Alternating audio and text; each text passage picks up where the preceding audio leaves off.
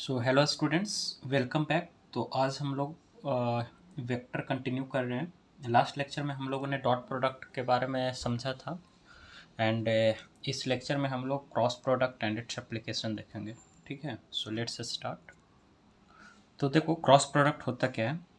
Cross product of two vector is a vector whose magnitude, cross vector का जो product आएगा वो भी एक वेक्टर आएगा, ठीक है, whose magnitude is equal to the product of magnitude of two vectors and the sine of the angle between them, and its direction is perpendicular to the plane containing two vectors according to the right hand curve rule। मतलब देखो, जो suppose कोई एक vector, दो vector है, A vector है and B vector, तो अगर हम लोग को इसका क्रॉस प्रोडक्ट करना है ना, ए क्रॉस बी वेक्टर, ठीक है, तो इसका जो वैल्यू आएगा that will be equal to magnitude of two vectors. A मतलब ए वेक्टर डॉट बी, मतलब A vector into B vector into sine theta के बराबर आएगा इसका, ठीक है। इसका जो क्रॉस प्रोडक्ट का वैल्यू आएगा that whose magnitude is equal to the product of magnitude of two vectors and sine of the angle between the two, ठीक है।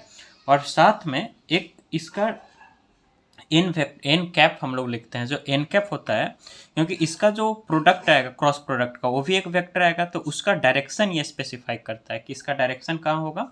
इसका जो ये क्या बताता है, direction, and it's direction is always perpendicular to plane, ठीक है। Direction is perpendicular to plane. कहने का क्या मतलब है कि अगर ए कोई एक दो वेक्टर है, A vector and B vector, अगर वो दोनों का हम लोग क्रॉस प्रोडक्ट करते हैं, ठीक है, तो उसका जो वैल्यू आएगा that will be equal to magnitude of A vector into magnitude of B vector and angle between them का साइन थीटा लेना है। अगर थीटा एंगल बिटवीन देम है तो उसका साइन थीटा, और साथ में एन कैप आता है। एन कैप क्या बताता है कि इसका जो डायरेक्शन है ना that is perpendicular to the plane, ठीक है। जैसे एग्जाम्पल देखो, सपोज ये हमारा एक प्लेन है, एक्स वाई प्लेन है, तो इसी में ये भी एक्स वाई प्लेन हो गया, एंड दो वेक्टर है, suppose this is B vector and एक यहाँ पे है ये ए वेक्टर है, ठीक। ये दोनों के बीच का जो एंगल है दैट इज थीटा है, ठीक है। तो इसका अगर देखो, इसका जो डायरेक्शन हम लोग पहले तो ए क्रॉस बी कितना हो जाएगा, ए बी साइन थीटा, ठीक है। अब ये जो डायरेक्शन इसका है वो डायरेक्शन कैसे कैसे फाइंड आउट करेंगे, तो we find out by the right hand curve rule. Right hand curve rule कैसे होता है, जैसे पहले ए क्रॉस बी है ना, तो पहले ए की तरफ हाथ रखना है, जैसे ए वेक्टर इस डायरेक्शन में है, ठीक है। मैं यहाँ पे इसको इधर जूम आउट करता हूँ। ये हमारे पास ए वेक्टर है, तो ए वेक्टर की तरफ ऐसे राइट हैंड को रखना है ए वेक्टर की तरफ, ठीक है। एंड और इधर अगर बी वेक्टर है, ठीक है, यहाँ पे अगर बी वेक्टर है एंड एंगल अगर दोनों के बीच में थीटा है, तो ए क्रॉस बी बोला है ना, तो पहले जो लिखा हुआ रहेगा ए वेक्टर उसके तरफ जो राइट हैंड हमारा है उसके देखो, और जो राइट हैंड हमारा है उसको ए वेक्टर की तरफ ऐसे रख लेना है, ठीक है, A vector, and B vector की तरफ इसको कर्ल करना है इस तरीके से। तो कर्ल कैसे होगा, इधर ही ना, बी वेक्टर अपवर्ड जाने पे मिलेगा। फिंगर को किस तरीके से कर्ल करें कि वो बी वेक्टर की तरफ पहुंच जाए, तो इसको अगर ऐसे घुमाएं, ठीक है, देखो ध्यान से, एंटी क्लॉकवाइज घुमाना पड़ रहा है ताकि बी वेक्टर की तरफ चला जाए। तो राइट हैंड कर्ल रूल यही बोलता है कि जो पहले लिखा है उसको ए वेक्टर की तरफ अपने पाम को रखो उस तरफ, ठीक है। उसके बाद दूसरा जो वेक्टर है उसके तरफ कर्ल करने की कोशिश करो फिंगर को, तो बी वेक्टर ऊपर है तो ऊपर की तरफ ऐसे कर्ल हो रहा है ना, तो ये जो थंब का जो डायरेक्शन आएगा ना, ये जो थंब का डायरेक्शन आएगा, ये यही इसका जो डायरेक्शन बताएगा। तो थंब का डायरेक्शन अपवर्ड आ रहा है ना, तो ए क्रॉस बी इस मतलब इस डायरेक्शन में आएगा, ए क्रॉस बी वेक्टर, ठीक है। समझ में आ रही है बात। जैसे अगर ए क्रॉस बी निकालना है तो ए वेक्टर की तरफ अपने फर्म को रखो और उसको इस तरीके से फिंगर को अपने इस तरीके से कर्ल करो ताकि दूसरा वाले जो वेक्टर है जिसके साथ क्रॉस प्रोडक्ट करना है उसके तरफ फिंगर कर्ल होना चाहिए। और जो थंब का जो डायरेक्शन आएगा, तो देखो थंब का डायरेक्शन अपवर्ड आ रहा है, तो ये ए क्रॉस बी वेक्टर का डायरेक्शन हो जाएगा। इसी को एन कैप भी बोल सकते हैं, ठीक है।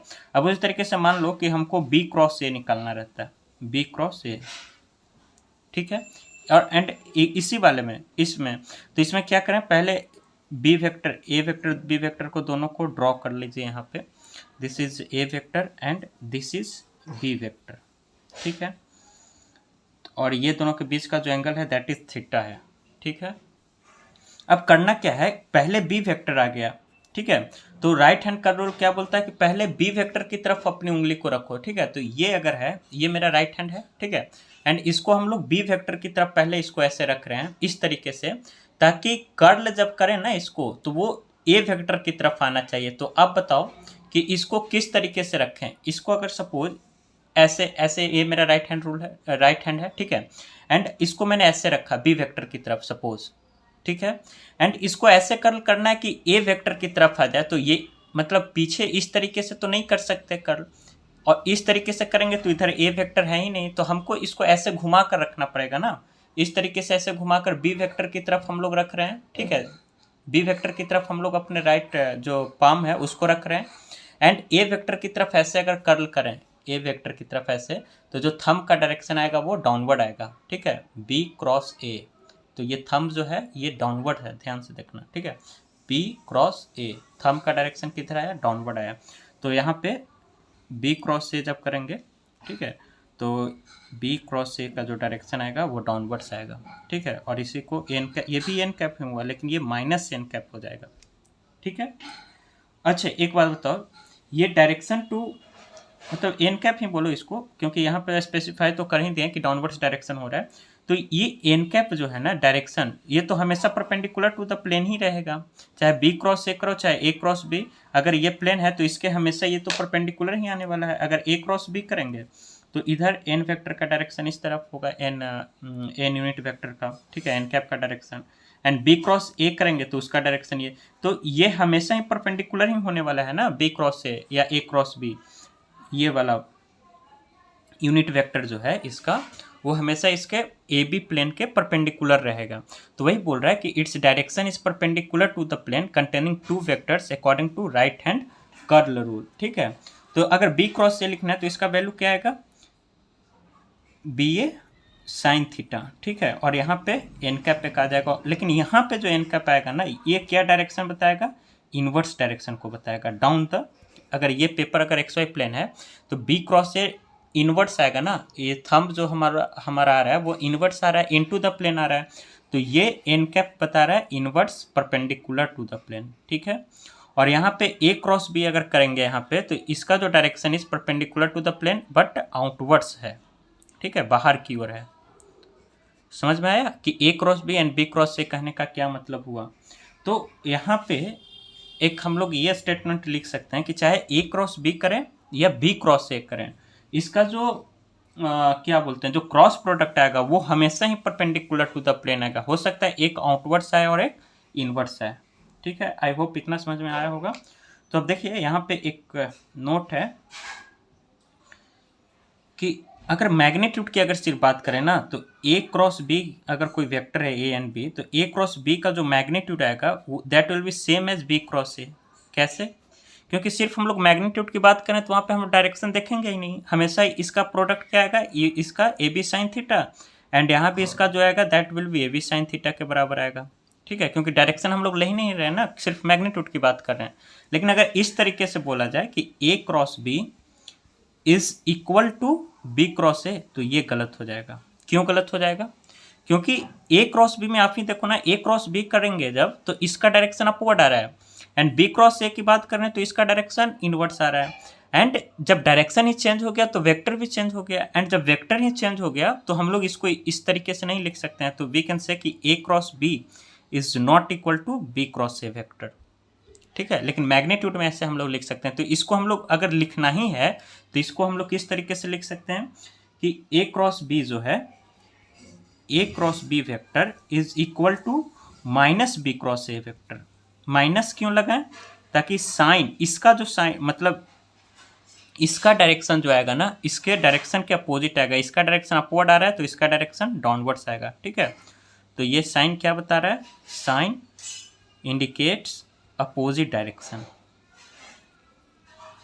Opposite direction. ठीक है, आई होप इतना सबको समझ में आया होगा। अब जैसे क्वेश्चन है, ये ए वेक्टर है, इसका मैग्नीट्यूड जो है दैट इज 6 ए वेक्टर का, एंड ये बी वेक्टर है, इसका जो मैग्नीट्यूड है दैट इज़ 4 है, एंड ये दोनों, ये जो एंगल है यहाँ पे दे रखा है दैट इज 120 डिग्री। आपसे बोला है कि ए क्रॉस बी वेक्टर का वैल्यू बताइए, ए वेक्टर क्रॉस बी वेक्टर का वैल्यू क्या होगा। तो हम लोग को पता है कि ए क्रॉस बी वेक्टर का ए वेक्टर क्रॉस बी वेक्टर का वैल्यू कितना हो जाएगा, ए बी साइन थीटा के बराबर ना, ए बी साइन थीटा, इसका अगर बात करें मैग्नीट्यूड की, ठीक है। And direction will be perpendicular to A cross B. तो ये अगर 120 डिग्री है, ठीक है, तो अच्छा ये जो थीटा यहाँ पे लेंगे, ये थीटा कौन सा लेंगे, 120 डिग्री नहीं लेंगे ना। याद करो, दो वेक्टर के कौन सा एंगल लिखते हैं, या तो टेल टू टेल जो मैच कर रहा होता है या हेड टू हेड जो मैच कर रहा होता है। तो यहाँ पे पहले इसको आगे हम लोग शिफ्ट करें, एक वेक्टर को, ए वेक्टर को आगे हम लोग शिफ्ट किए, तो अब जो एंगल हो जाएगा ये दैट विल बी 60 डिग्री। ये एग्जाम्पल हम लोग लास्ट लेक्चर से ही लेते आ रहे हैं, ठीक है। दैट विल बी 60 डिग्री ना। तो अब हम लोग जो लिखेंगे यहाँ पे ए बी, तो ए का मैग्नीट्यूड 6 दे रखा है, बी का 4 दे रखा है, एंड साइन 60, ठीक। तो 24 into √3/2 that will be equal to 12√3। आई बात समझ में, इस तरीके से। एंड इसका डायरेक्शन ए की तरफ पहले रखेंगे, अपने जो राइट हैंड को है उसको, राइट हैंड को ए की तरफ हम लोग रख रहे हैं, ठीक है। फिर उसको बी, मतलब बी वेक्टर की तरफ इस तरीके से कर्ल करेंगे तो अपवर्ड्स आएगा ना, आउटवर्ड्स डायरेक्शन आएगा। अगर डायरेक्शन लगा रहे हैं तो एन क्रॉस ये आउटवर्ड्स हो जाएगा, ठीक है, इस तरीके से। ये ए क्रॉस बी हो गया। अब देखो सपोज वेक्टर यही है, अच्छा ए क्रॉस बी हो गया। अच्छा अब स्पेशल केस कुछ देख लेते हैं। इसी तरीके से हम लोग अब कभी आपको बस थीटा फाइंड आउट करना रहेगा कि कौन सा थीटा लें, और फॉर्मूला यही रहेगा, ठीक है। अब देखो जैसे ए क्रॉस बी जो होता है that is A B sine theta होता है, ठीक। तो आप एक बात बताओ कि इफ केस 1 है, इफ थीटा इज 0 डिग्री, अगर थीटा 0 डिग्री हो दो वेक्टर के, मतलब कहने का क्या मतलब कि दोनों वेक्टर, ये ए वेक्टर हो ये बी वेक्टर, दोनों एक दूसरे को पैरेलल हो, तब जो ए क्रॉस बी का जो वैल्यू आएगा वो कितना जाएगा, ए बी साइन थीटा ना। और ए बी साइन 0 कितना होता है, sine 0 degree is equal to 0 होता है, ठीक है। तो ये मतलब ए क्रॉस बी का वैल्यू डायरेक्ट लिख सकते हैं यहाँ पे 0, ठीक है, क्योंकि ए बी इंटू साइन 0 0 हो जाएगा ना। उसी तरीके से केस 2 जो है, अगर थीटा 180 डिग्री है, ठीक है, तब जो ए क्रॉस बी आएगा that will be equal to A vector B vector into sine 180 degree ना। अच्छा थीटा 180 डिग्री कब होगा, जब एंटी पैरेलल वेक्टर होगा, ए वेक्टर इधर है तो बी वेक्टर इधर होगा इस डायरेक्शन में, तभी तो दोनों वेक्टर का बीच का जो एंगल होगा that will be equal to 180 degree, ठीक है। एंड साइन 180 कितना होता है, साइन 180 भी 0 डिग्री होता है, मतलब 0 के बराबर होता है, साइन 180 भी 0 होता है। तो जो ए क्रॉस बी आएगा इस केस में भी कितना आएगा, 0 वेक्टर आएगा, not 0, that will B 0 vector, ठीक है। तो थीटा या तो 0 हो या 180 हो, दोनों केस में हमारा 0 वेक्टर हो रहा है। तो अगर हम लोग ये यहाँ से कर सकते हैं कि इफ, यहाँ पे एक कंक्लूजन हम लोग लिख सकते हैं, इन दोनों केस से जो कंक्लूजन निकला है, कंक्लूजन यहाँ पे हम लोग ये लिख सकते हैं कि if A vector cross B vector is equal to 0 vector, तब हम लोग कह सकते हैं कि वेक्टर या तो पैरेलल होगा, then vectors must be parallel और एंटी पैरेलल, पैरेलल होगा या एंटी पैरेलल होगा, हाँ या ना। अगर थीटा 0 हो तो थीटा 0 होगा तो 0 वेक्टर आ रहा है, थीटा 180 होगा तब भी 0 वेक्टर। तो अगर ये कहना पड़ गया ना कि चेक वेदर वेक्टर इज, मतलब थीटा अगर 0 डिग्री आ रहा है, तो अगर थीटा अगर 0 है तब हम लोग बोलेंगे दोनों वेक्टर पैरेलल होगा एंड दोनों का क्रॉस प्रोडक्ट 0 होगा, और एंटी पैरेलल में भी 0 डिग्री 0 वेक्टर आएगा, ठीक है, क्रॉस प्रोडक्ट। अब यहाँ पे हम लोग थोड़ा सा यूनिट वेक्टर, जैसे एक सवाल है, ठीक है, मतलब सवाल ही के फॉर्म में है कि यूनिट वेक्टर आपको फाइंड आउट करना है, unit vector which is perpendicular to two vectors, suppose दो वेक्टर्स है ए क्रॉस बी है, ठीक है। हम लोग यहाँ पे सपोज ये एक्स वाई प्लेन हो गया एंड ये बी वेक्टर हो गया एंड ये ए वेक्टर हो गया। हमसे बोला है कि वो यूनिट वेक्टर क्या होगा, ठीक है, यूनिट वेक्टर क्या होगा, जो ये दोनों वेक्टर्स के परपेंडिकुलर हो। तो देखो यार, अगर ए वेक्टर बी वेक्टर दोनों भी एक्स वाई प्लेन में है, अगर इसके परपेंडिकुलर हमको चाहिए तो हम लोग क्या कर सकते हैं, अगर क्रॉस प्रोडक्ट अभी हम लोग पढ़े ना कि अगर ये दोनों का क्रॉस प्रोडक्ट लेंगे तो या तो ए क्रॉस बी करेंगे, ए क्रॉस इस तरीके से ए क्रॉस बी करेंगे तो थंब अपवर्ड आएगा, बी क्रॉस ए करेंगे तो थंब डाउनवर्ड्स आएगा। तो दोनों ही केस में वेक्टर विल बी परपेंडिकुलर, हाँ या ना। जैसे अगर ए क्रॉस बी करते हैं तो इधर एन कैप आएगा, ठीक है, बी क्रॉस ए करेंगे तो इधर माइनस एन कैप आएगा, इस तरीके से, ठीक है। और ए क्रॉस बी कर सकते हैं ना, ठीक है। तो यहां से हम लोग ये लिख सकते हैं कि A vector cross B vector is equal to A vector B vector into sine theta, और साथ में एक यूनिट वेक्टर लगाते हैं जो डायरेक्शन स्पेसिफाई करता है इसका। तो यहाँ यही यूनिट वेक्टर का वैल्यू पूछ रहा है, तो इस यूनिट वेक्टर को हम लोग क्या लिख सकते हैं कि A vector cross B vector divided by दोनों का मैग्नीट्यूड इंटू साइन थीटा। लिख सकते हैं कि नहीं लिख सकते हैं, इतना बताओ, ठीक है। और ए बी साइन थीटा कहने का क्या मतलब हो गया, ए बी साइन थीटा कहने का क्या मतलब हो गया कि ए क्रॉस बी वेक्टर का मैग्नीट्यूड हो गया ना ए बी साइन थीटा, हाँ या ना। तो that will be equal to, यहाँ पे इसको अगर यहाँ पे सब्सटीट्यूट करें तो यूनिट वेक्टर का जो वैल्यू आएगा that will be equal to A vector cross B vector divided by दोनों का मैग्नीट्यूड, दोनों का क्रॉस प्रोडक्ट करके जो मैग्नीट्यूड निकालेंगे वो हो जाएगा। अभी हम लोग सीखेंगे कि क्रॉस प्रोडक्ट कैसे निकालते हैं, बट यहाँ पे अगर यूनिट वेक्टर का पूछे, अच्छा ए क्रॉस बी वेक्टर और ये दोनों का मैग्नीट्यूड, और साथ में यहाँ पे प्लस माइनस हो जाएगा। बता सकते हैं कोई प्लस माइनस क्यों? क्योंकि अगर ए क्रॉस बी करें तो ये अपवर्ड आएगा, लेकिन बी क्रॉस ए करेंगे तो ये डाउनवर्ड्स आएगा, यानी निगेटिव साइन में। तो अगर यूनिट वेक्टर बोल रहा है तो हो सकता है ए क्रॉस बी भी हो सकता है एंड बी क्रॉस ए भी बोल रहा है ना, दोनों परपेंडिकुलर होगा इसके। समझ में आई बात? तो इस तरीके से हम लोग कर सकते हैं चीज़ें, ठीक। अच्छा, अब एक यहाँ से अगर मतलब हम लोग इसको और थोड़ा सा डेप्थ में अगर जाते हैं कि इस पे और एनालिसिस अगर करेंगे, तो A vector and B vector है, तो एक बात बताओ, इसका जो रिजल्टेंट आएगा that will be equal to A vector plus B vector लिख सकते हैं ना यहाँ पे, क्योंकि A vector and B vector का हम लोग बात कर चुके हैं पिछले लेक्चर्स में कि ये दोनों का जो रिजल्टेंट होगा ए वेक्टर प्लस बी वेक्टर, वो इसी दोनों के बीच में कहीं लाइक करेगा और उसी प्लेन में लाइक करता है, जिस प्लेन में वो दोनों वेक्टर प्रेजेंट होता है। तो अगर यहाँ पे मतलब एन कैप अगर आया तो एन कैप कहने का क्या मतलब हुआ, यहाँ पे A vector cross B vector, and minus N cap कहने का क्या मतलब हो गया, that will equal to B vector cross A vector ना।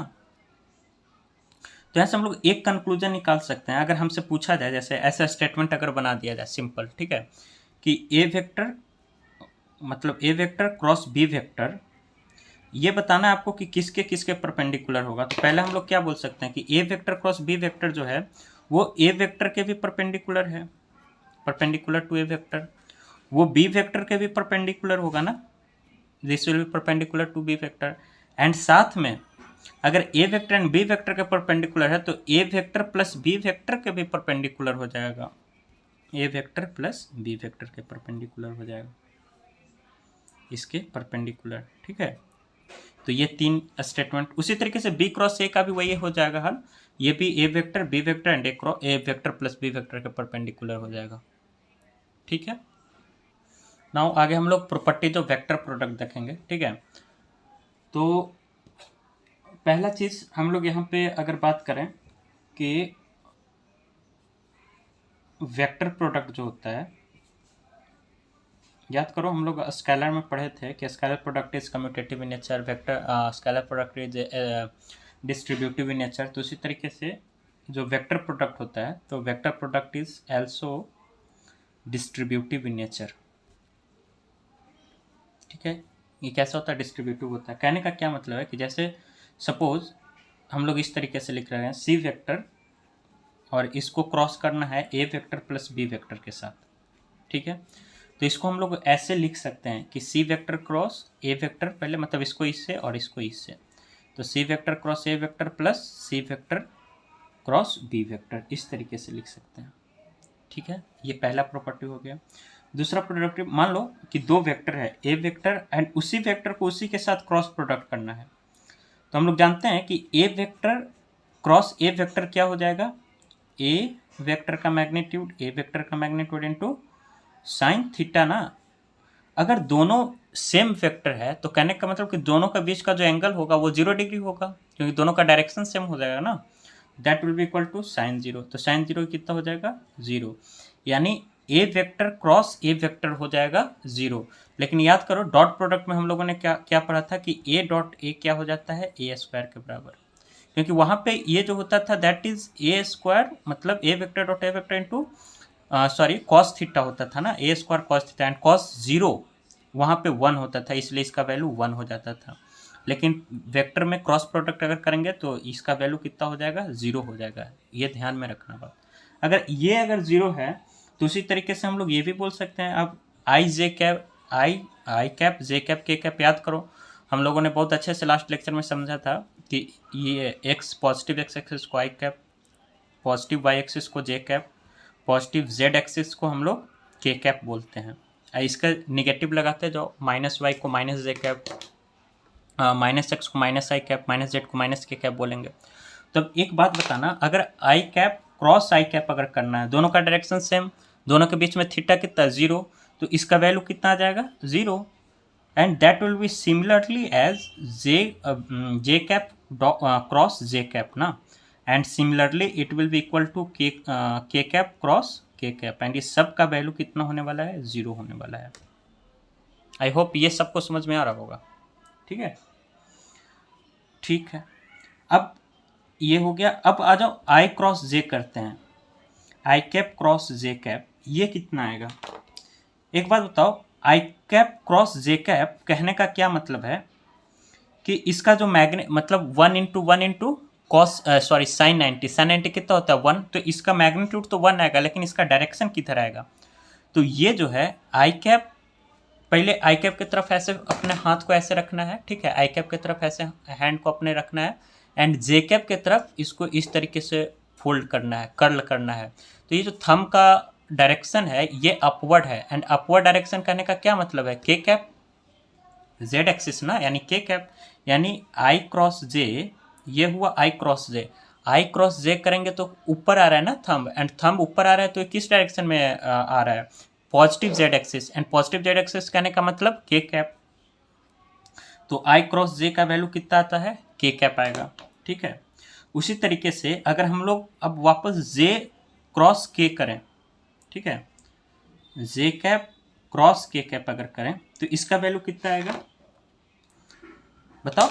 अगर ये जे कैप कहने का मतलब है इस डायरेक्शन में, ऐसे जे कैप इधर और के कैप ऊपर है ना, के कैप ऐसे समझो कि ये हमने अपना ऐसे ये हैंड रख दिया, ठीक है, राइट हैंड को, एंड जे के तरफ पहले जे क्रॉस के करना है, तो जे और के ऊपर में है, ठीक है, के जो है इसके जस्ट परपेंडिकुलर है इस तरीके से।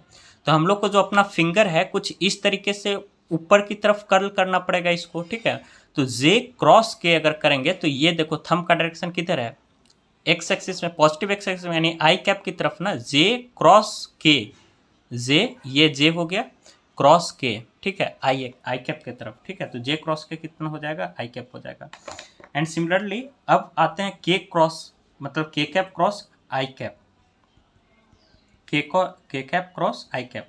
अब देखो के कैप कहने का मतलब ऊपर, ऐसे ऐसे समझ लो, ऊपर है, के कैप कहने का मतलब है ऊपर, ठीक है, और आई कैप की तरफ जाना है यानी डाउनवर्ड्स, ये ऊपर हो गया के कैप, एंड आई कैप की तरफ जाना है तो थंब का डायरेक्शन किधर हो गया, जे कैप की तरफ, ठीक है। तो के क्रॉस आई अगर करेंगे तो that will be equal to J cap. तो ये याद रखना पड़ेगा कि आई क्रॉस जे के होता है, जे क्रॉस के आई होता है, के क्रॉस आई जे होता है, ठीक है।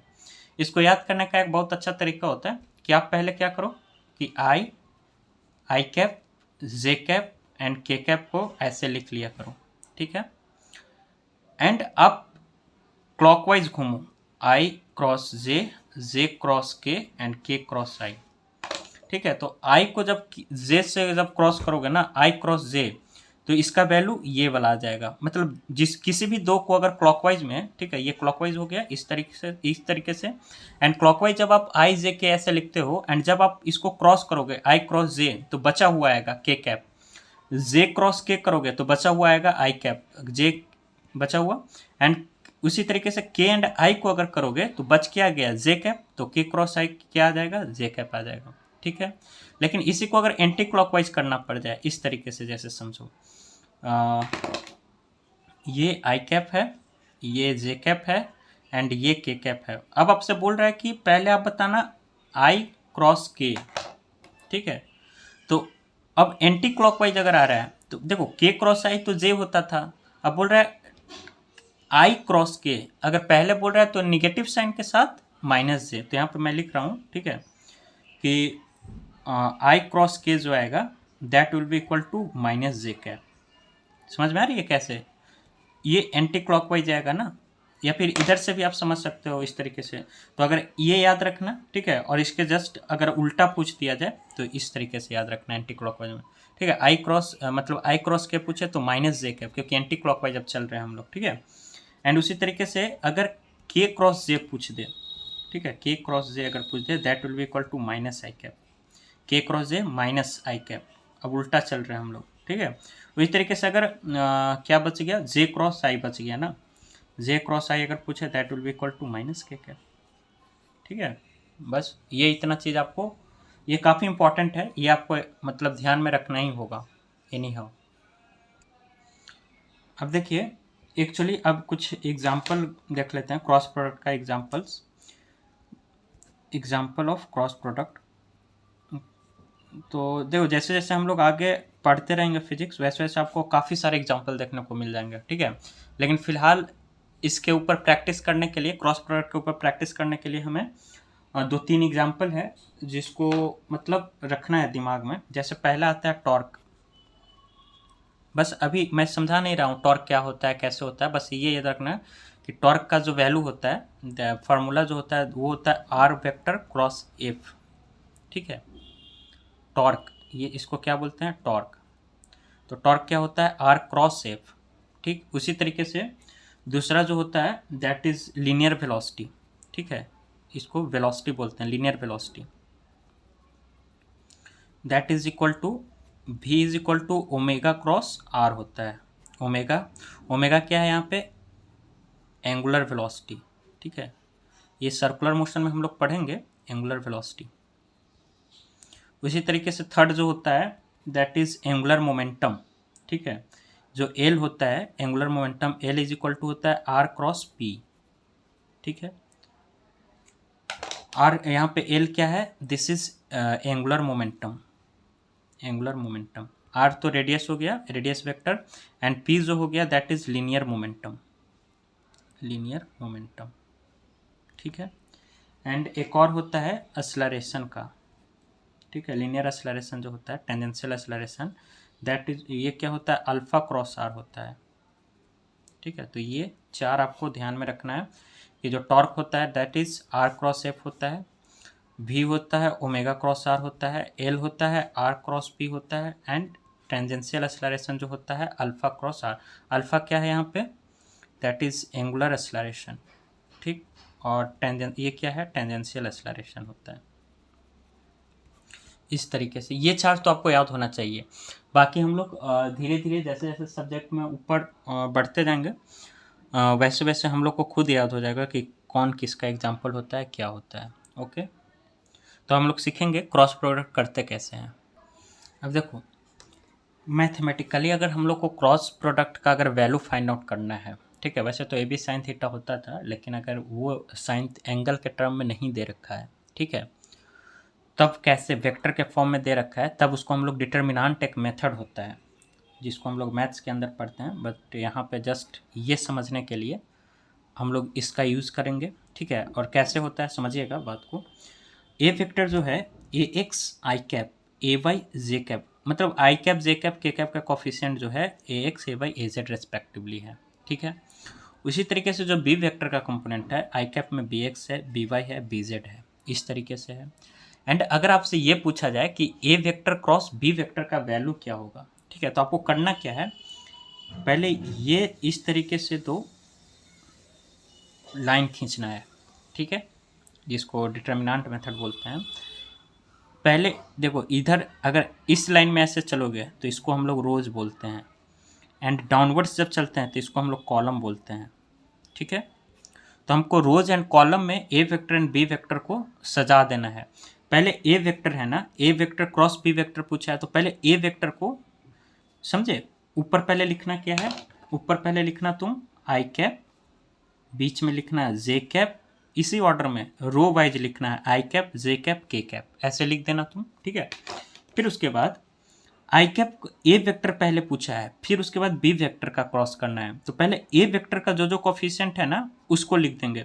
तो आई वेक्टर का कोफिशिएंट ए वेक्टर मतलब आई कैप का कोफिशिएंट ए वेक्टर में कितना है, ए एक्स है, जे कैप का कितना है, ए वाई है, के कैप का कितना है, ए जेड है। करेक्ट। उसी तरीके से अब बी वेक्टर बाद में आ रहा है ना, तो बी वेक्टर का आप कोफिशिएंट को लिखेंगे, तो पहले बी एक्स, फिर बी वाई, फिर बी जेड। इस तरीके से रोज एंड कॉलम्स में हम लोग अरेंज कर दिए इसको। ठीक है, अब करना क्या होता है,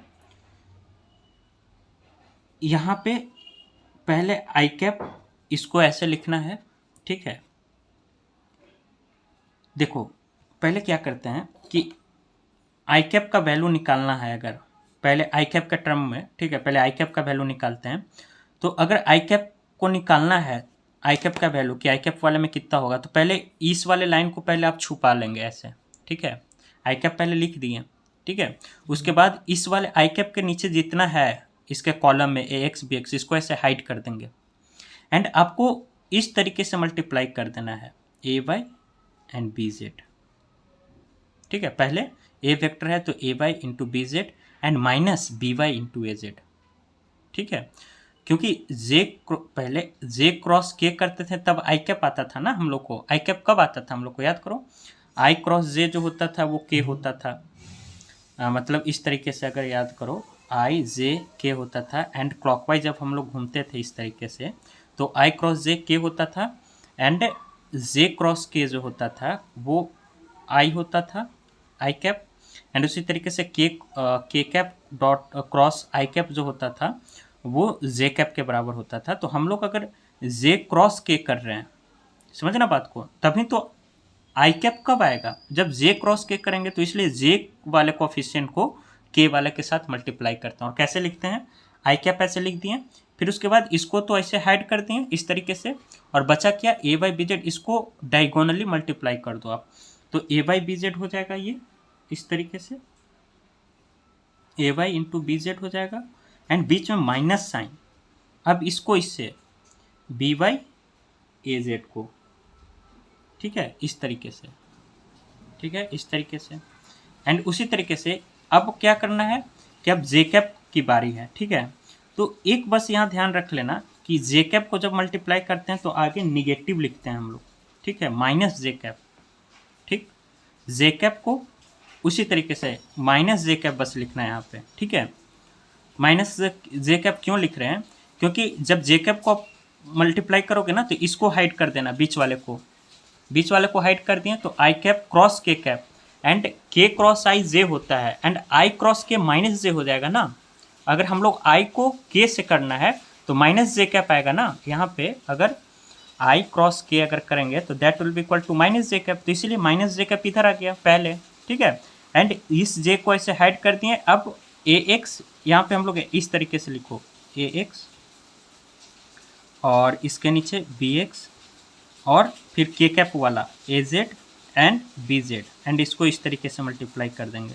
ठीक है, उसी तरीके से अब प्लस के कैप आएगा। प्लस के कैप क्यों आएगा, क्योंकि आई क्रॉस जे अब करेंगे। ठीक है, तो के कैप वाले को हाइड कर देना, एंड इसके आई कैप के नीचे जो है ए एक्स बी एक्स उसको ऐसे लिख देंगे, and A Y B Y J cap को लिखते हैं, एंड दोनों को फिर क्रॉस मल्टीप्लाई करके सब्ट्रैक्ट कर देना। ठीक है, यहाँ मैंने डायरेक्ट लिख दिया था, इस तरीके से चीज़ें चलेगी। तो आई कैप का जो वैल्यू यहाँ पे आएगा that is A Y B Z minus B Y A Z या ए जेड बी वाई जो भी लिखो। ठीक है, माइनस जे कैप, बताओ इसको, A X B Z minus A Z B X.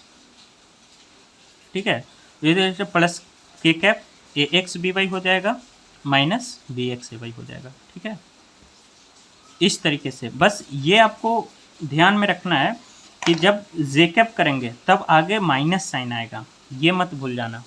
ठीक है, आई होप इतना समझ में आ गया होगा। अब आओ इस पे एग्जांपल देखते हैं कैसे इसको अप्लाई करते हैं। जैसे क्वेश्चन है फाइंड मैग्नीट्यूड ऑफ टॉर्क, ठीक है, टॉर्क का वैल्यू बोलना है, बताना है मैग्नीट्यूड क्या होगा। और आपको दे रखा है कि फोर्स का जो वैल्यू है, फोर्स वाला जो वेक्टर है that is I cap plus 2j cap plus k cap है, ठीक है। एंड आर वेक्टर जो है that is equal to 2i cap minus j cap plus k cap है। एंड आपसे टॉर्क बोल रहा है क्या होगा, ठीक है। कैसे फाइंड आउट करोगे, तो हम लोग जानते हैं कि जो टॉर्क होता है that is r cross f होता है ना, इस तरीके से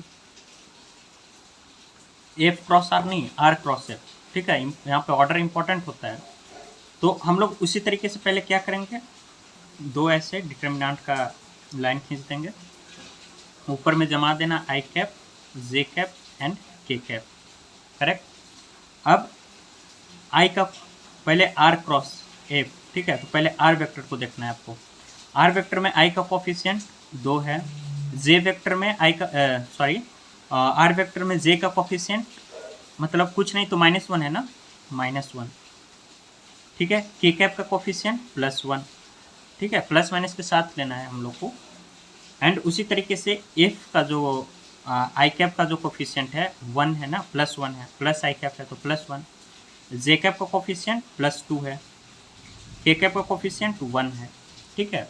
अब करना कुछ नहीं है, अब आई कैप हमको लिखना है कि आई कैप का वैल्यू कितना होगा। तो हम लोग क्या करेंगे, आई कैप वाला को हाइड कर दो। तो देखो अभी यहाँ पे स्टेप बाय स्टेप मैं लिख रहा हूँ, बाद में डायरेक्ट करूँगा, ठीक है। आई कैप को हाइड कर दिए एंड इस दोनों को इस तरीके से मल्टीप्लाई करेंगे, तो -1 2 1 1, ठीक है, इसको इस तरीके से मल्टीप्लाई करेंगे, ठीक है। तो ये देखिए, अच्छा अब बताना कि प्लस जे कैप लिखें या माइनस जे कैप लिखें। माइनस जे कैप ना, बीच वाले को माइनस जे कैप लिखेंगे, ठीक है। अब माइनस जे कैप जब आप करोगे तो ये वाला हाइड हो जाएगा, ठीक है। ये जब हाइड हो जाएगा तो बचेगा क्या, आई कैप और के कैप वाला, ठीक है। तो आई कैप का कोफिशिएंट 2 है 1 है एंड के कैप का कोफिशिएंट 1 है एंड 1 है, इस तरीके से। एंड इसको ऐसे मल्टीप्लाई करना। अब प्लस साइन आएगा बीच में, के कैप आएगा, ठीक है ना। सिर्फ ये याद रखना, इस तरीके से चीज़ें जाती है, प्लस माइनस प्लस, ठीक है। यहाँ पे भी आप लिख सकते हो प्लस माइनस प्लस, ठीक है।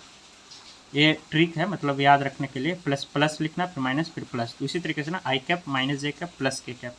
अब क्या करोगे आप कि के कैप का हाइड कर देना, के कैप के नीचे वाला सारे चीज़ को, एंड आई क्रॉस जे करना। तो 2 × 2 मतलब पहले 2 1 -1 2, इस तरीके से कर लेंगे, ठीक है।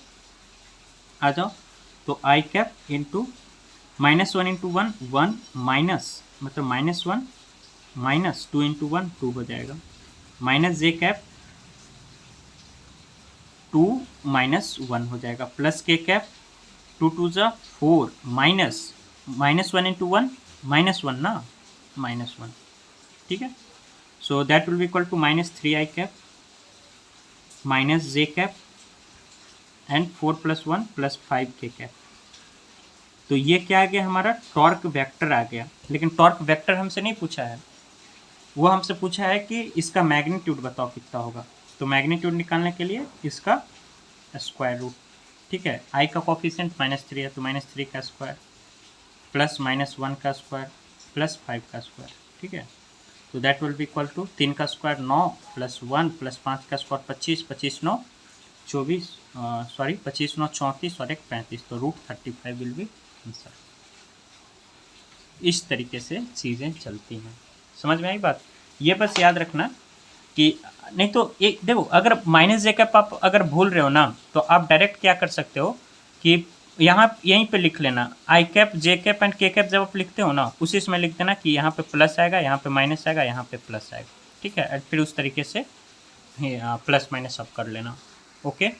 जैसे यहाँ पे क्वेश्चन आ गया कि find unit vector which is perpendicular to both the vectors. देखो यूनिट वेक्टर फाइंड आउट करना है जो दोनों वेक्टर, दो वेक्टर है, ये 2i cap + 3j cap + k cap, and एक और वेक्टर है i cap - j cap + 2k cap ना।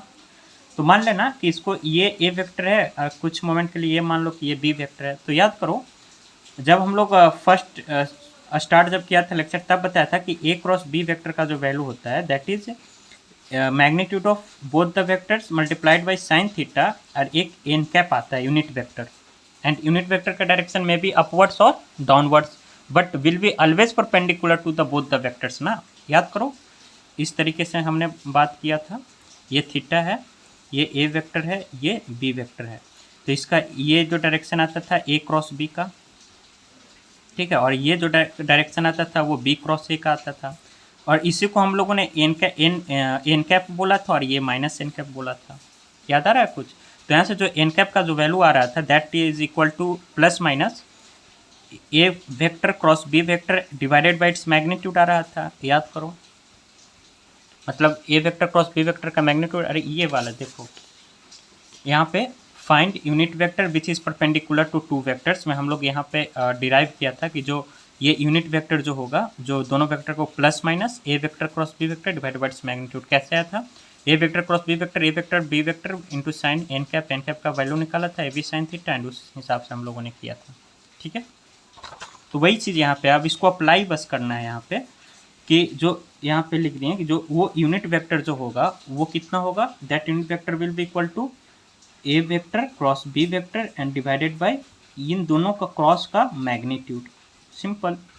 तो पहले तो आपको निकालना पड़ेगा कि इसका क्रॉस प्रोडक्ट कितना आएगा। ठीक है, तो बताओ क्रॉस प्रोडक्ट कैसे निकालेंगे, ए वेक्टर क्रॉस बी वेक्टर का है ना, इसका क्रॉस प्रोडक्ट निकालना है। तो इसी तरीके से पहले अरेंज कर देंगे row wise and column wise. अब मैं देखो आई कैप यहाँ पे मैं माइनस जे कैप लिख रहा हूँ, ठीक है, और ये मैं के कैप लिख रहा हूँ, ठीक है, याद है ना, प्लस माइनस प्लस लिख रहा हूँ इस तरीके से।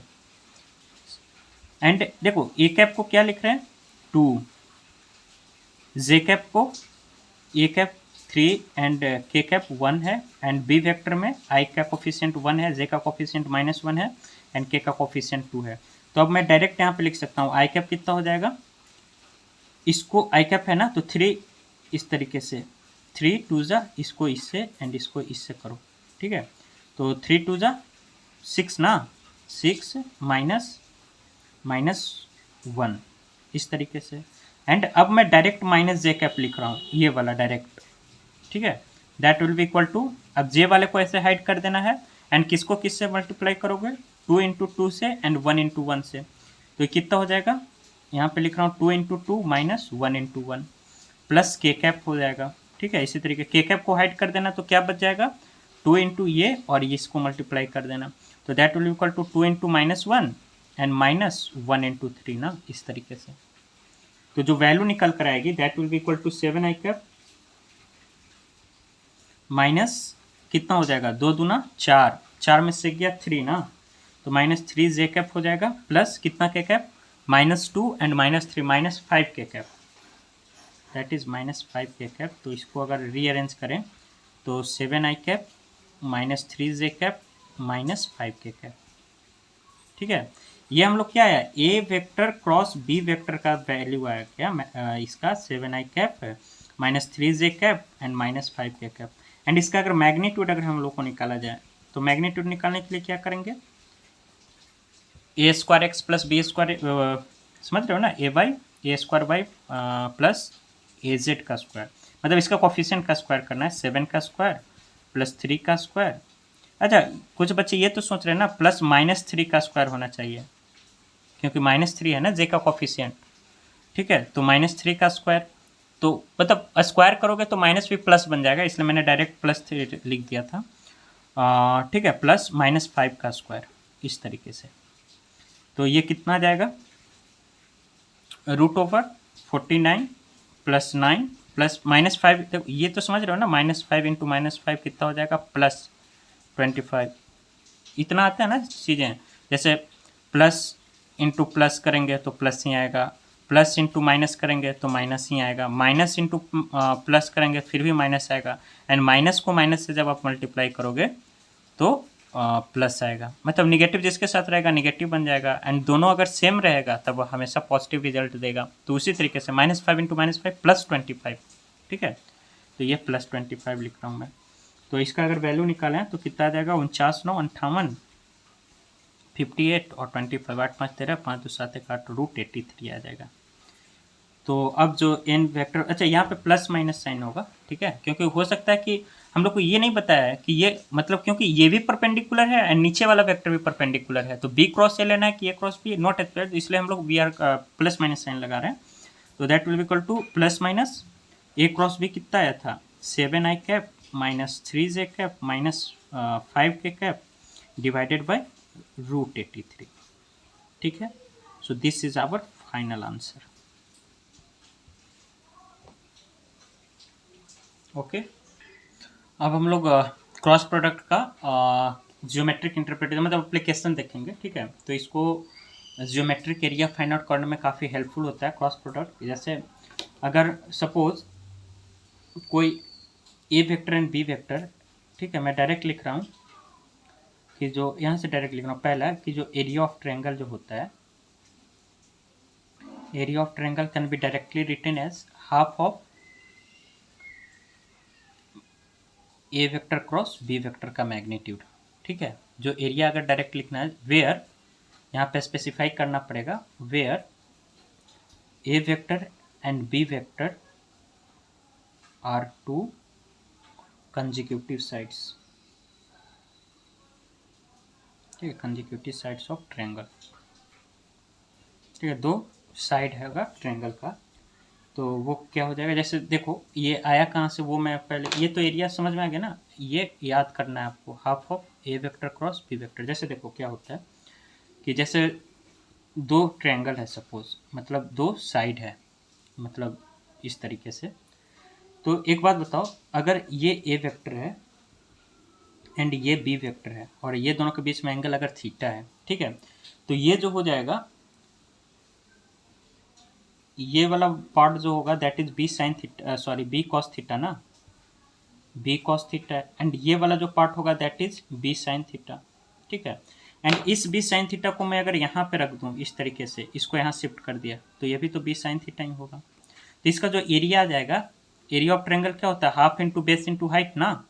तो बेस कितना हो गया, बी कॉस थीटा के बराबर, और हाइट कितना हो गया, बी साइन थीटा के बराबर, ठीक है, B cos theta and B sine theta के बराबर ना। नहीं, यहाँ पे जो बेस जो आएगा दैट बी कॉस थीटा नहीं आएगा, ये ए वेक्टर है ना हम लोग को, ये हम लोग का ए वेक्टर है, तो that will be equal to half of A vector का magnitude cross B sine theta के बराबर। तो जो यहाँ से आ जाएगा, यहाँ से हम लोग डायरेक्ट लिख सकते हैं कि हाफ ऑफ, मतलब और बी क्या है यहाँ पे, बी वेक्टर का जो मैग्नीट्यूड होगा उसी को हम लोग बी बोल रहे हैं, ठीक है। तो half of A vector cross B vector, ऐसे लिख दो ना इसको, साइन थीटा, तो यहाँ से हम लोग डायरेक्ट लिख सकते हैं इसका एरिया जो आएगा, and A B sine theta कितना होता है, half of A cross B का मैग्नीट्यूड, ठीक है। इस तरीके से डिराइव करते हैं हम लोग, ठीक है। ये एरिया ऑफ ट्रायंगल, बस ये आपको ध्यान में रखना है, area of triangle half of A vector cross B vector. उसी तरीके से सेकंड जो पॉइंट होता है कि एरिया ऑफ जो पैरेललोग्राम होगा, area of parallelogram that will equal to half of A vector cross B vector. मतलब यहाँ पे हाफ नहीं आएगा, यहाँ पे हाफ नहीं आता है, हाफ बस ट्रायंगल वाले में आएगा, ठीक है। और यहाँ पे A vector cross B vector direct उसका मैग्नीट्यूड, ठीक है। और यहाँ पे जो A vector and B vector है, A vector and B vector are adjacent sides of parallelogram, adjacent sides of parallelogram, ठीक है। तो इस तरीके से चीज़ें चलती है। जैसे देखो ना, ये अगर ए वेक्टर है, ये अगर बी वेक्टर है, ठीक है, तो इसको अगर पैरेललोग्राम मानते हुए अगर एक ट्रायंगल ये कंप्लीट करेंगे और ये दोनों के बीच का एंगल थीटा है, ठीक है, तो इसका जो एरिया होगा ना that will be equal to A cross B, ठीक है, A vector cross B vector का मैग्नीट्यूड, ये याद रखना। एंड जो थर्ड पॉइंट पे आता है दैट इज इफ, मान लो कि इफ d1 वेक्टर, ठीक है, d1 vector and d2 vector side ना देकर अगर डायगोनल, ठीक है, if d1 vector and d2 vector are to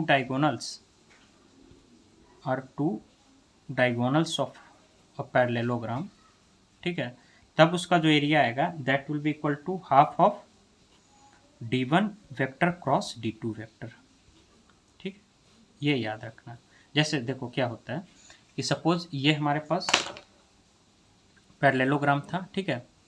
ये अगर मान लो सपोज ये अगर पैरेललोग्राम है तो इसका एक ये वाला डायगोनल और एक ये वाला, ये अगर D1 वेक्टर है, ठीक है, और ये अगर D2 वेक्टर है, ठीक है, तो इसका जो एरिया होगा ना ABCD का, ABCD कुछ इस तरीके से, तो इसका जो एरिया होगा that will equal to half of D1 vector cross D2 vector. Correct. तो ये तीन चीज़ आपको याद रखना है। Area of parallelogram A vector cross B vector का magnitude, area of triangle half of A vector cross B vector, अगर डायगोनल दे रखा है तो half of D1 cross D2। Okay, अब कह रहा है ये क्वेश्चन एक है, find area of triangle made by two vectors, A vector ये है एंड बी वेक्टर ये है, एंड जो A vector and B vector है वो एडजेसेंट साइड्स है ट्रायंगल का। ठीक है, आपसे बोल रहा है एरिया ऑफ ट्रायंगल, तो सिंपली आपको मैंने क्या बताया था, एरिया अगर फाइंड आउट करना है ट्रायंगल का that will be equal to half of A cross B vector का डॉट क्रॉस प्रोडक्ट का मैग्नीट्यूड। ठीक है, तो पहले तो हमें ए क्रॉस बी वेक्टर निकाल लेना चाहिए कायदे से। कितना आएगा, तो उसी तरीके से याद है, आई कैप यहाँ पे लिख दिया माइनस जे कैप, यहाँ पे लिख दिया के कैप। करेक्ट। मैं क्यों लिख रहा हूँ प्लस माइनस, मतलब आई जे के लिखना रहता है बट एज साइन के साथ मैं लिख रहा हूँ।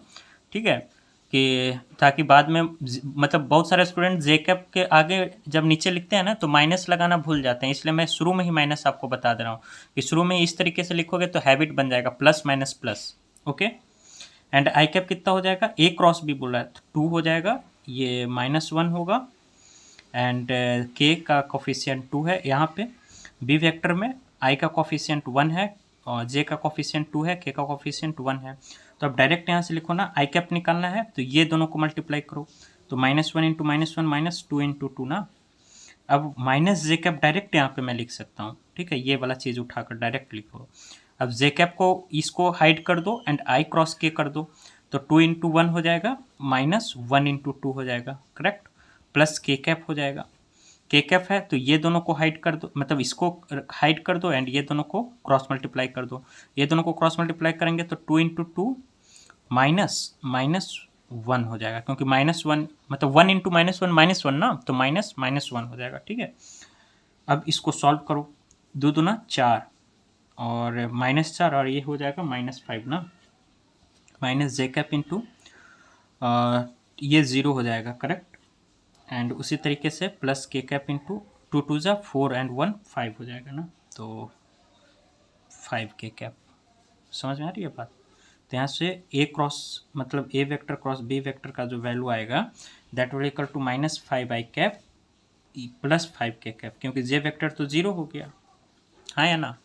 तो इसका मैग्नीट्यूड बता दे कितना हो जाएगा, A vector cross B vector का मैग्नीट्यूड कितना हो जाएगा, √ आई कैप का कोफिशिएंट -5, तो -5 का स्क्वायर प्लस के कैप का कोफिशिएंट 5 का स्क्वायर, तो that will be equal to how much, 25 + 25 50, यानी 5√2 ना। तो ये हो गया 5√2। अब बोला है एरिया इसका कितना कैसे निकालेंगे, हाफ ऑफ मतलब magnitude of A cross B, यानी हाफ ऑफ 5√2। तो ये कितना आ जाएगा, 5√2 अपॉन 2। ठीक है, मतलब फिर इसको और सिंप्लीफाई भी लिख कर सकते हैं, 5√2 अपॉन, अच्छा 2 को क्या लिख सकते हैं, √2 इंटू √2 भी लिख सकते हैं 2 को, तो ये चाहिए कैंसिल, यानी 5/√2 भी इसका आंसर। ठीक है, या तो इस फॉर्मेट में दे दे, नहीं तो इस फॉर्मेट में आंसर दे दे, 5/√2। ठीक है, यहाँ पे एक क्वेश्चन गिवन है, देखो जैसे एरिया ऑफ ट्रायंगल तो हमने निकाल लिया, half of magnitude of A vector cross B vector करके। अब बोल रहा है फाइंड एरिया ऑफ पैरेललोग्राम, तो बता सबसे पहले लिख दो आप, एरिया ऑफ पैरेललोग्राम कितना होगा, सिर्फ ए मतलब यहाँ पे है ना, तो पी क्रॉस क्यू का मैग्नीट्यूड। ठीक, तो अब बस ये दोनों का क्रॉस प्रोडक्ट आपको करना है, तो क्रॉस प्रोडक्ट करने के लिए अब तो आई थिंक एक्सपर्ट हो गए होंगे आप लोग, आई cap J cap K cap plus minus plus. ठीक है, आई कैप का कोफिशिएंट बोलो 1, जे का 1, के का 2, क्यू का कोफिशिएंट आई कैप के साथ कुछ नहीं तो 0, क्यू को क्या लिख सकते हैं, 0 आई cap plus 2 J cap plus K cap 1 के कैप ना, इस तरीके से। तो 0 जे का कोफिशिएंट 2 के का कोफिशिएंट 1, ठीक है। अब यहाँ से डायरेक्ट आई कैप का इसको हाइड कर देना, जिसको निकालना होगा उसको हाइड कर देना, जे क्रॉस के करोगे तो इसको इससे, तो 1 × 1 माइनस 2 × 2, ठीक है, माइनस जे कैप, इसको हाइड कर दिए। अब आई एंड के को ना, तो 1 × 1 माइनस 0 × 2, ठीक है, उल्टा कर दिए। प्लस के कैप को करना है तो इसको हाइड करके आई क्रॉस जे कर दो, तो 1 × 2 माइनस 0 × 1, ठीक है।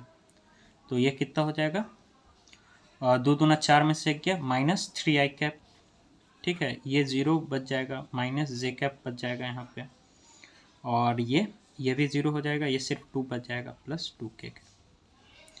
ये P vector cross Q vector है, तो इसका मैग्नीट्यूड कितना हो जाएगा, कोफिशिएंट का अंडर रूट का स्क्वायर ले लो, तो -3 का स्क्वायर प्लस -1 का स्क्वायर प्लस 2 का स्क्वायर, तो that will be equal to 9 + 1 + 4, 9 4 13 1 14 √14 unit, correct. तो ये इसका आंसर है। तो इस तरीके से हम लोग मतलब क्रॉस प्रोडक्ट करके आंसर निकाल सकते हैं। ओके, अब देखिए यहाँ पे क्वेश्चन है, बहुत अच्छा क्वेश्चन है कि एक पैरेललोग्राम है जो A vector and B vector as sides बना हुआ है, ठीक है। तो and D1 and D2 be the diagonals of perpendicular parallelogram, ठीक है, then value of A² + B²। तो एक बात समझिए कि सपोज ये ए वेक्टर है और एक यहाँ पे ये बी वेक्टर होगा, इस तरीके से कुछ, ठीक है। और इसको कंप्लीट करते हुए अगर हमें पैरेललोग्राम बनाना है, ठीक है, तो ये मान लीजिए D1 हो जाएगा और एक और जो होगा इस तरीके से वो दूसरा डायगोनल हो जाएगा इस तरीके से, और ये पैरेललोग्राम अगर है कुछ इस तरीके से, ठीक है। हालांकि ये कुछ और इस तरीके से टिल्ट रहेगा, लेकिन एक रफ स्केच अगर बोले, ये vector B vector and D1 and D2 are the diagonals, ठीक है। तो अब आपको एक बात समझनी चाहिए, यहाँ पे हम लोग पहले भी एडिशन सब्ट्रैक्शन और वेक्टर में बात कर चुके हैं कि अगर ए वेक्टर है और ये अगर बी वेक्टर है, तो इसका जो D1 जो होगा डायगोनल वो रिजल्टेंट ऑफ 2 वेक्टर्स होता है, तो that will be equal to A vector plus B vector, इसके बराबर आएगा ना D1 का वैल्यू। एंड उसी तरीके से अगर हम लोग के पास A vector and minus B vector रहता था, ठीक है, याद कीजिएगा, तो यहाँ पे एक दूसरा डायगोनल आता था D2 एंड उसका वैल्यू होता था A vector minus B vector के बराबर, हाँ या ना। A vector and B vector का एक डायगोनल जो होता था A vector plus B vector, and A vector minus B vector का जो रिजल्टेंट होता था वो पैरेललोग्राम का दूसरा डायगोनल होता था, क्योंकि इसी D2 को हम यहाँ से पैरेलली इधर शिफ्ट कर देते, ये जो D2 है ना, इसी को ऐसे उठाकर हम इसको ऐसे शिफ्ट कर रहे हैं D2, ठीक है। तो जो D2 का वैल्यू आएगा वो A vector minus B vector का बराबर आएगा ना। तो जो D1 वेक्टर होगा that will we can write as A vector plus B vector ना, और जो D2 वेक्टर होगा उसको हम लोग A vector minus B vector लिख सकते हैं। समझ में आ रही है बात, कहना क्या चाह रहा हूँ मैं, क्योंकि वैसे भी समझो, ये समझ में अगर आ रहा हो इतना, नहीं तो ऐसे समझो, ठीक है। पहले मैं समझा रहा हूँ, अभी एक्सप्लेन नहीं कर रहा हूँ, कि अगर ये हमारे पास ए वेक्टर है, ये हमारे पास बी वेक्टर है, तो इसका एक जो रिजल्टेंट आएगा D1 वेक्टर वो तो इस तरीके से आएगा, ताकि ये बी वेक्टर को इधर अगर हम लोग शिफ्ट कर दें इस तरीके से, ठीक है, B1 वेक्टर बी वेक्टर को, तो ये जो D1 होता था ट्रायंगल लॉ ऑफ एडिशन से A vector plus B vector के बराबर होता था। अब क्या कर रहा हूँ मैं कि इस ए वेक्टर को, ठीक है, इस ए वेक्टर को ऐसे लिख दो और बी वेक्टर को इसके उल्टा कर दो, ठीक है, मैं इसको उल्टा कर रहा हूँ इस तरीके से, तो ये माइनस बी वेक्टर हो जाएगा। तो जो D2 आएगा वो ट्रायंगल D2 ऐसे कुछ लिखेंगे, तो ये जो D2 आएगा ये कंप्लीट एक ट्रायंगल लॉ ऑफ पॉलीगन्स, मतलब ट्रायंगल लॉ से D2 का जो वैल्यू आएगा कितना आएगा, ए वेक्टर माइनस बी वेक्टर ना, ठीक है। कैसे आया वो मैं बता रहा हूँ। तो D1 का जो वैल्यू आएगा यहाँ से भी देख सकते हैं, जो मतलब अगर एक पैरेललोग्राम है तो ये बात याद रखना कि एक जो वेक्टर आएगा वो A1 वेक्टर प्लस बी मतलब A vector plus B vector के बराबर आएगा, दूसरा जो डायगोनल होता है वो A vector minus B vector के बराबर होता है, करेक्ट।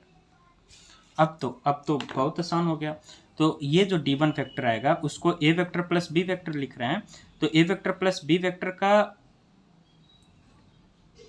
कितना हो जाएगा, A vector plus B vector का अगर हम लोग इसको स्क्वायर कर दो, ऐसा करो, ए वेक्टर प्लस बी वेक्टर का जो मैग्नीट्यूड होगा, ठीक है, इसको हम लोग क्या लिख सकते हैं, root over A square plus B square plus 2ab cos theta ना, कॉस थीटा।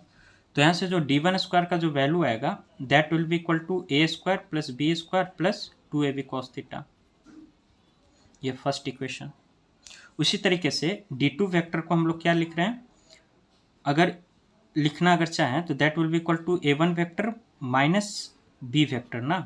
तो इसको अगर इस तरीके से लिखें तो A square plus B square minus 2ab cos theta हो जाएगा, ठीक है। तो यहाँ से जो d2 स्क्वायर का जो वैल्यू आएगा that will equal to A square plus B square minus 2ab cos theta, ये सेकेंड इक्वेशन कर लो, ठीक। एंड यहाँ पे देखो, यहाँ पे जो हम लोग का वैल्यू आया था, मैं इसको यहाँ पे रीराइट कर रहा हूँ कि जो d1 वेक्टर, जो d1 स्क्वायर का जो वैल्यू आया था that is A square plus B square plus 2ab cos theta ना, ये आया था फर्स्ट इक्वेशन, हम लोग के पास यही है। एंड सेकेंड इक्वेशन जो है d2 स्क्वायर जो आया था A square plus B square minus 2ab cos theta ना, ये हमारे पास सेकेंड है इक्वेशन। अब मैं दोनों को ऐड कर रहा हूँ तो ये दोनों कैंसिल हो जाएगा, तो d1 square plus d2 square का जो वैल्यू आ रहा है that is equal to 2 times of A square plus B square, 2a square plus 2b square. तो यहाँ से 2 कॉमन अगर हम ले लें तो क्या बच जाएगा, A square plus B square के बराबर is equal to d1 square plus d2 square ना। तो इसलिए A square plus B square का जो वैल्यू आएगा that will be equal to d1 square plus d2 square divided by 2, ये final answer हो जाएगा हम लोग का, ठीक है। So this will be the final answer. अब जो है वेक्टर प्रोडक्ट का बस लास्ट एप्लीकेशन बचा हुआ है, कंडीशन ऑफ कोप्लेनरिटी। अच्छा, कोप्लेनरिटी कहने का क्या मतलब है, कोप्लेनर यानी एक ही प्लेन में जब कोई तीन चीज़ें, मतलब दो या दो से ज़्यादा वेक्टर जब लाइक करें, जैसे सपोज करो इफ़ वी आर सेइंग कि if A vector, B vector and C vectors are 3 coplanar vector, तीनों कोप्लेनर वेक्टर्स है। कोप्लेनर वेक्टर्स कहने का क्या मतलब है कि अगर ये हमारा एक्स वाई प्लेन है ना, मैं यहाँ पे एक बना दे रहा हूँ, ठीक है, कि अगर ये एक्स वाई एक प्लेन हो गया, एक्स वाई प्लेन में ये डब्बा है एंड इस डब्बे में 3 वेक्टर्स हैं। सपोज करो कि ये सी वेक्टर है, ये बी वेक्टर है एंड ये ए वेक्टर है, इस तरीके से है या ना, ठीक है। तो अगर ये तीनों अगर कोप्लेनर है तो आप एक बात बताओ कि ए क्रॉस बी अगर हम लोग करेंगे, ठीक है, ए क्रॉस बी करेंगे तो अगर देखो ए बी सी इसी प्लेन में है तो ए क्रॉस बी हमेशा इसके परपेंडिकुलर आएगा ना। ए क्रॉस बी जो होगा, हम लोग पहले भी बात कर चुके हैं कि A vector cross B vector का जो वैल्यू आएगा, यहाँ से A vector cross B vector ये परपेंडिकुलर टू, ठीक है, this is perpendicular to A vector होगा, परपेंडिकुलर टू बी वेक्टर होगा, होगा या नहीं होगा। एंड अगर सी वेक्टर भी उसी प्लेन में है तो ये परपेंडिकुलर टू सी वेक्टर भी होगा। मतलब ये जो है A vector cross B vector, ये सी वेक्टर के भी परपेंडिकुलर है, ये बी वेक्टर के भी परपेंडिकुलर है, ये ए वेक्टर के भी परपेंडिकुलर है। समझ में आ रही है बातें। अगर ये एक प्लेन है, ठीक है, ये अगर ऐसे एक प्लेन है और इस पेपर एक प्लेन हो गया, एक्स वाई प्लेन, एंड इस प्लेन में ये मान लो ऐसे बहुत सारे लाइनें हैं, लाइन्स हैं इस तरीके से, तो इसके परपेंडिकुलर ये अगर पेन अगर इसके परपेंडिकुलर है तो ये इस पेन इस ओरिएंटेशन में इसके भी परपेंडिकुलर होगा। यानी कहने का मतलब है कि ये अगर ये वाला अगर 90 डिग्री इसके साथ बना रहा है तो ये भी इसके साथ भी 90 होगा, इसके साथ भी 90 होगा। ये कहने का मतलब है कि अगर ये लाइन परपेंडिकुलर इसका है तो ये सबके साथ परपेंडिकुलर ही होगा, ये कहने का मतलब है। समझ में आ रही है चीज़ें, क्या समझाना चाह रहे हैं कि अगर एक ए वेक्टर क्रॉस बी वेक्टर अगर A vector and B vector के परपेंडिकुलर तो सबको पता है, तो वो सी वेक्टर के भी परपेंडिकुलर होगा, ये बात याद रखना, ठीक है। एंड अगर A vector B vector and C vector 3 coplanar vectors, तो हम लोग यहाँ से कंक्लूजन निकाल सकते हैं। यहाँ से क्या होगा, तो सी वेक्टर देखो, अच्छा सी वेक्टर मतलब C vector and A vector cross B vector, समझ रहे हो ना, A vector cross B vector जो आया ऊपर की ओर और बी क्रॉस से नीचे की ओर आता, बी क्रॉस से नीचे की ओर आता ना, लेकिन हम लोग ए क्रॉस बी की भी बात करें तो जो सी वेक्टर होगा that will be C vector and A vector A vector cross B vector are perpendicular to each other. ये बस याद रखना, ठीक है। तो अच्छा, अगर ये दोनों परपेंडिकुलर है, ठीक है, A vector cross B vector and C vector अगर परपेंडिकुलर है, तो हम लोग डॉट प्रोडक्ट से कह सकते हैं कि ये दोनों का जो डॉट प्रोडक्ट आएगा A vector cross B vector dot C vector, that will be equal to zero vector ना, या फिर जीरो के बराबर आएगा। डॉट प्रोडक्ट का स्केलर होता है, तो ये सिर्फ डायरेक्शन ही आएगा, सिर्फ जीरो आएगा। यानी A vector cross B vector को अगर सी वेक्टर के साथ डॉट प्रोडक्ट किया जाए तो उसका वैल्यू जीरो आएगा। This is the condition of coplanarity, condition for coplanarity, ठीक है। अब कैसे इस पे एक क्वेश्चन देखेंगे हम लोग, ठीक है, तब ज़्यादा क्लियर होगी चीज़। जैसे यहाँ पे क्वेश्चन है, ए वेक्टर जो है 2i कैप प्लस जे कैप के बराबर है, बी वेक्टर जो है I cap 2j cap plus K cap के बराबर है, एंड सी वेक्टर जो है 3i cap minus J cap plus X K cap के बराबर है। एंड बोल रहा है कि A vector B vector and C vector are coplanar vectors है, तो एक्स का वैल्यू क्या होगा वो फाइंड आउट करना है, ठीक है। बताओ कैसे करोगे। तो हम लोग अभी अभी पढ़े हैं कि अगर A vector B vector and C vectors are coplanar, अगर ये तीनों वेक्टर एक ही में लाइक कर रहे हैं, A vector B vector and suppose this is C vector, तो जो बी क्रॉस ए होगा या फिर ए क्रॉस बी, ठीक है, या फिर ये सी वेक्टर है, ठीक है, या फिर ये बोलो कि ए क्रॉस बी वेक्टर, इधर कुछ आएगा, तो ए क्रॉस बी वेक्टर जो होगा that will be perpendicular to C vector, ठीक है।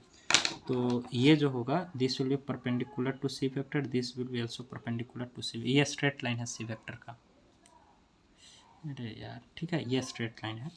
तो हम लोग वो कंडीशन पे अपने कायम रहेंगे, जो A vector cross B vector and dot C vector का जो डॉट प्रोडक्ट आएगा that should be equal to zero.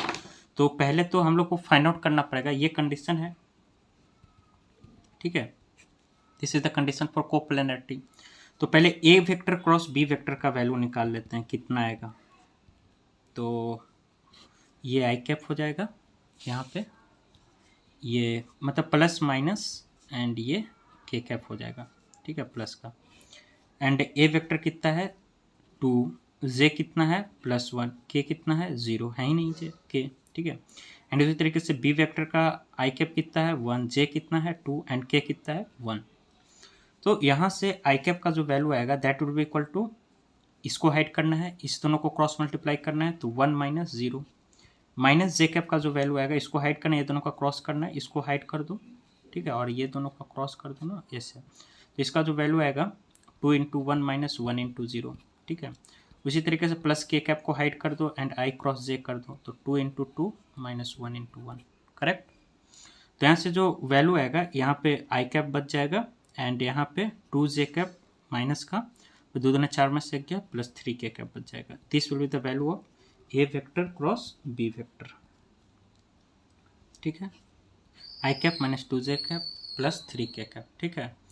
And C vector कितना है, सी वेक्टर का वैल्यू कितना दे रखा है 3 I cap minus J cap plus X K cap. अब इस दोनों का डॉट प्रोडक्ट लेना है, ठीक है, क्या लेना है, A vector cross B vector dot C vector, ये कितना आएगा, ठीक है। तो डॉट प्रोडक्ट में याद करो कोफिशिएंट को मल्टीप्लाई करते थे ना, तो 1 इंटू 3 हो जाएगा, मतलब यहाँ पे लिख देता हूँ आई cap minus 2 J cap plus 3 K cap को 3 I cap minus J cap plus X K cap करना है ना, ठीक है। तो इसका अगर डॉट प्रोडक्ट अगर लेंगे तो ये 3 हो जाएगा, जे का कोफिशिएंट +2 हो जाएगा plus 3x, that should be equal to 0 ना। इसका डॉट प्रोडक्ट कितना आना चाहिए, मतलब 0 के बराबर आना चाहिए था। तो 3 + 2 + 3x इज इक्वल टू 0। तो यहाँ से जो 3 2 5 + 3x होगा that will be equal to 0, यानी x का वैल्यू -5, ठीक है, -5/3। So this will be the final answer. समझ में आई बात क्या हुआ। मैं एक बार फिर एक्सप्लेन कर रहा हूँ। अगर तीनों वेक्टर अगर कोप्लेनर है तो जो बी क्रॉस ये होगा या ए क्रॉस बी होगा वो सी के ऊपर परपेंडिकुलर होना चाहिए। तो अगर ए क्रॉस बी ये दोनों अगर हम लोग डॉट प्रोडक्ट में ये पढ़ चुके हैं कि अगर दो वेक्टर अगर एक दूसरे के परपेंडिकुलर है तो उसका जो डॉट प्रोडक्ट आएगा वो 0 आएगा। तो यहाँ से पहले a क्रॉस b वेक्टर का वैल्यू निकाल लिए, दैट ये हम लोग को कितना आया i cap minus 2j cap plus 3k cap के बराबर, एंड c वेक्टर दे रखा है 3i कैप। ये अब ये दोनों का डॉट प्रोडक्ट कितना होना चाहिए, 0 के बराबर। तो ये दोनों का डॉट प्रोडक्ट 0 से इक्वेट कर दें, यहाँ से x का value -5/3, this is the final answer. ठीक है, तो यहाँ पे हम लोग का क्रॉस प्रोडक्ट जो है या वेक्टर प्रोडक्ट ये यहाँ पे इंड होता है। बेसिकली पूरा चैप्टर ही खत्म होता है वेक्टर का। ठीक है, तो you can practice a lot of questions, जहाँ से आपको क्वेश्चन मिले वहाँ से करते रहिए। बाकी तो वेक्टर का जो यूज़ है हर एक चैप्टर में आएगा, चाहे काइनेमेटिक्स हो, एनएलएम हो या फिर इलेक्ट्रोस्टैट, किसी भी चैप्टर्स में ये इसका यूज आता ही आता है। ठीक है, बेसिक मैथ्स एंड वेक्टर का। तो यहाँ पे हमारा चैप्टर फिनिश होता है एंड ठीक है।